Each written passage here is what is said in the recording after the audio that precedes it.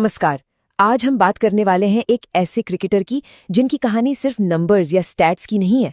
ये कहानी है जिद की, जुनून की और हर मुश्किल से टकरा जाने की हिम्मत की। तो चलिए शुरुआत करते हैं बस एक नंबर से, 210।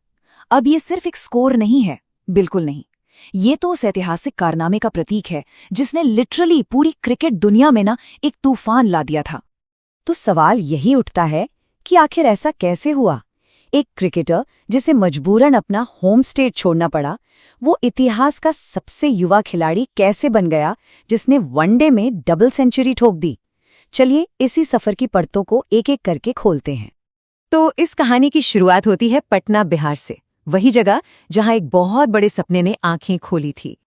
लेकिन पता है क्या, ये सफर ठीक से शुरू हो पाता उससे पहले ही सामने एक दीवार खड़ी हो गई। एक ऐसी मुश्किल जो उनके कंट्रोल से बिल्कुल ही बाहर थी।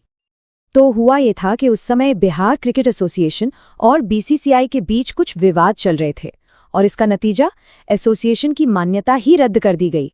इसका सीधा सा मतलब ये था कि ईशान अपने होम स्टेट के लिए नेशनल लेवल पर खेल ही नहीं सकते थे। अब अपने सपने को जिंदा रखने के लिए उन्हें एक बहुत मुश्किल फैसला लेना पड़ा और वो क्रिकेट के लिए अपने पड़ोसी राज्य झारखंड शिफ्ट हो गए। तो ठीक है, अब झारखंड में उनके सफर का अगला चैप्टर शुरू हुआ, यानी डोमेस्टिक क्रिकेट। ये वो प्रूविंग ग्राउंड था, वो जमीन थी जहां उन्होंने खुद को साबित करना और अपना नाम बनाना शुरू किया।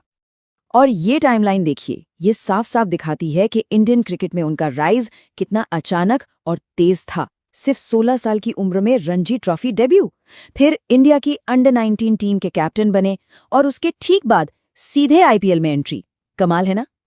हालांकि उस अंडर 19 वर्ल्ड कप में टीम इंडिया फाइनल में हार गई, लेकिन इसके बावजूद ईशान की जो एग्रेसिव बैटिंग थी और जो उनकी फियरलेस कैप्टनसी थी, उसकी सबने जमकर तारीफ की। तभी ये क्लियर हो गया था कि भाई मैदान पर एक फ्यूचर स्टार उतर चुका है। ओके, तो अब आते हैं आईपीएल पर, वो स्टेज जिसने ईशान किशन को एक प्रॉमिसिंग टैलेंट से सीधा हाउस होल्ड नेम बना दिया। मुंबई इंडियंस में आने के बाद तो उनके करियर ने एक डिसाइसिव टर्न लिया। कप्तान रोहित शर्मा की मेंटोरशिप में उन्होंने अपने गेम को और निखारा। खासकर ये सीखा कि बड़े स्टेज के प्रेशर को कैसे हैंडल करना है और अपनी अग्रेसिव बैटिंग को स्मार्ट तरीके से कैसे यूज करना है। और इसका रिजल्ट 2020 में जब मुंबई इंडियंस चैंपियन बनी तो ईशान उस टीम के हाईएस्ट रन स्कोरर थे। सोचिए, आईपीएल में तो अपना लोहा मनवा लिया, अब अगला स्टॉप क्या था? बिल्कुल टीम इंडिया। और यहां भी उनके आने का ऐलान कोई हल्के फुल्के अंदाज में नहीं हुआ, बल्कि पूरे धमाके के साथ हुआ। और इस स्लाइड में जो सबसे दिलचस्प चीज है वो है उनके डेब्यू का स्टाइल। क्या T20I डेब्यू, क्या ODI डेब्यू, दोनों ही मैचों में पहली ही बार में आते ही 50 ठोक दी। ये उनके फियरलेस एटीट्यूड और कॉन्फिडेंस का मतलब इससे बड़ा सबूत क्या हो सकता है?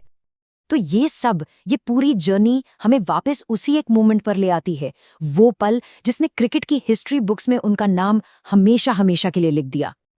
याद है, दिसंबर 2022, बांग्लादेश के खिलाफ ईशान ने सिर्फ 131 बॉल्स में 210 रन बनाकर इतिहास रच दिया।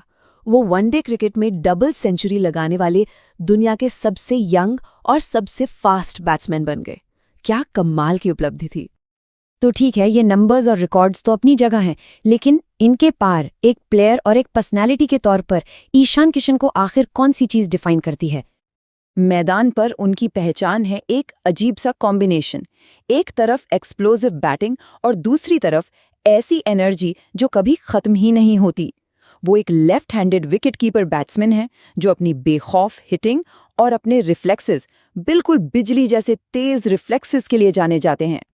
लेकिन हाँ, उनका सफर चैलेंजेस के बिना नहीं है। टीम इंडिया में विकेट कीपर बैट्समैन की जगह पक्की करना कोई आसान काम थोड़ी है। कंपटीशन देखिए, केएल राहुल, संजू सैमसन और ऋषभ पंत जैसे जबरदस्त खिलाड़ियों से उनका सीधा मुकाबला है। तो आखिर में ईशान की कहानी हर उस यंग क्रिकेटर के लिए एक सॉलिड इंस्पिरेशन है जो बड़े सपने देखता है। ये कहानी एक सिंबल है इस बात का कि अगर इरादे पक्के हों, जुनून हो, तो सिस्टम की बड़ी से बड़ी रुकावट को भी पार किया जा सकता है। और ये पूरी बात हमें एक आखिरी सवाल पर लाकर छोड़ देती है। दिग्गजों के इस खेल में जहां टेक्निक और एक्सपीरियंस की पूजा होती है, क्या वहां फियरलेस होना, निडर होना ही सबसे बड़ा हथियार है? शायद ईशान किशन का करियर इसी सवाल का एक बहुत अच्छा जवाब है।